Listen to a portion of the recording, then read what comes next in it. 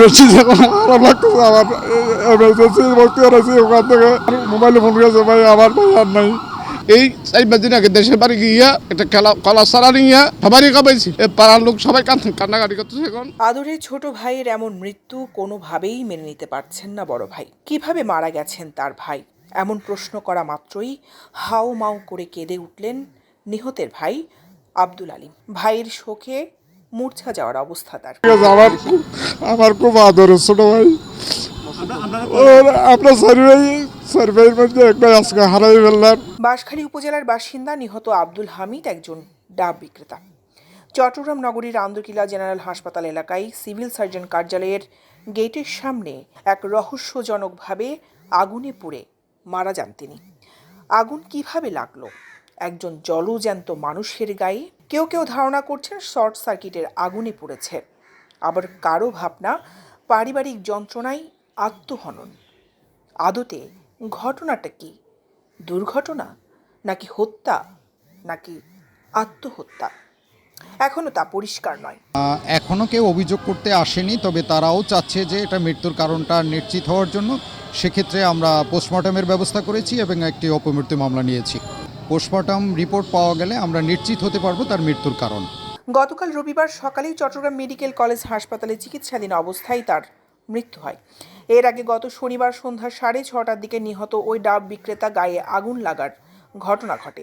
তবে পরিবারের অভিযোগ, স্ত্রীকে পরকীয়া বাধা দেওয়ায় পরিকল্পিতভাবে খুন করা হয়েছে তাকে। আমার ভাইও বলছে ভিতর থেকে কি মাসে কারণ শর্টের মতো আমার থেকে লাগছে, কিন্তু আমার সারা গায়ে আগুন ধরে গেছে। আর আমরা ওই কারণ শর্ট যখন বলছে আমরাও এখানে আসি, কারণ শর্ট বলছে মেডিকেল আসি।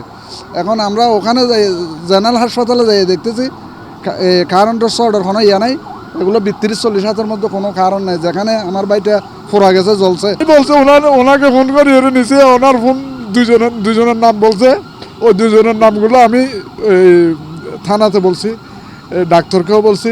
ওই দুজনে আমার ভাইকে ফোন করে নিয়ে মারি ফেলছে। ওই দুজন হলো ওই আমার ভাইয়ের বউর মানুষ। ভাইয়ের বউ আজকে 3 মাস ধরে নাই, ওরা অনেক কিছু করতেছে, ওরা হুমকি তুমকি বহুত কিছু দিচ্ছে। ডাক্তাররাও বলতেছে এই ধারণাই তো ইলেকট্রিকের শর্ট খেলে এভাবে মানুষ পড়ে যায় না। আমার ভাইয়ের একটি সামনাই শরীরের সব দিক পুড়ে গেছে, মনে হয় যে ফোন করে নিয়ে গেছে। এদেরকে ধরলেই আসল ঘটনা বেরিয়ে আসবে। ঘটনা সত্যতা যাচাইয়ে ঘটনাস্থলে যায় টিম দৈনিক আজাদী। ওই সময় ঘটনাস্থল পরিদর্শনে আসে টিম কোতোয়ালি থানাও। সেখানে এখনো পড়ে আছে নিহত আব্দুল হামিদের পুড়ে যাওয়া কাপড় চোপড়। এই নীরব দৃশ্যগুলো যেন জানান দিচ্ছে রহস্যজনক আগুনে জলজ্যান্ত মানুষ পুড়ে যাওয়ার সেই ভয়াবহতার। আমাদের সাথে কথা হয় সেদিন ঘটনাস্থলে থাকা এক ব্যক্তির সাথে। সেই ঘটনার বর্ণনা দেন তিনি। এখানে অনেক মানুষ ছিল।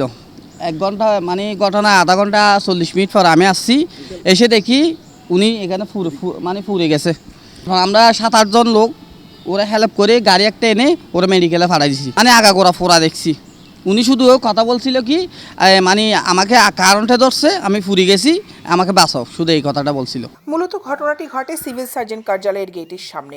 রাস্তার উপরে গেটের পাশে গার্ড বক্স, অপর পাশে জেনারেল হাসপাতাল ভবন। ঘটনাস্থলের আশেপাশে বিশৃঙ্খল কোনো বিদ্যুৎ সংযোগের দৃশ্য চোখে পড়েনি। নিহত আব্দুল হামিদের গায়ে কিভাবে লাগলো শর্ট সার্কিটের আগুন? তাহলে কি ওই ডাব বিক্রেতাকে কেউ হত্যা করেছে? সেখানে কি তাকে নিয়ে এসেছে কেউ, নাকি সে নিজে নিজে এই নির্জন স্থানে এসে আত্মহননের পথ বেছে নিয়েছে? এইসব অজানা প্রশ্নের উত্তর জানতে ঘটনাস্থলের আশেপাশে সিসিটিভি ক্যামেরা খুঁজতে থাকে টিম দৈনিক আজাদী। কিন্তু এলাকাটি সম্পূর্ণ সিসিটিভি ক্যামেরার আওতার বাইরে। এমনকি সিভিল সার্জন কার্যালয়ের প্রধান গেটের সামনে কোনো সিসিটিভি ক্যামেরা চোখে পড়েনি। পুলিশের কাছেও ঘটনাটি পুরো রহস্য। তাহলে কি ঘটনার রহস্য আড়ালেই থেকে যাবে? যদিও ঘটনার রহস্য উদ্ঘাটনে মাঠে নেমেছে কোতোয়ালি থানা পুলিশ। দৈনিক আজাদী নিউজ ডেস্ক।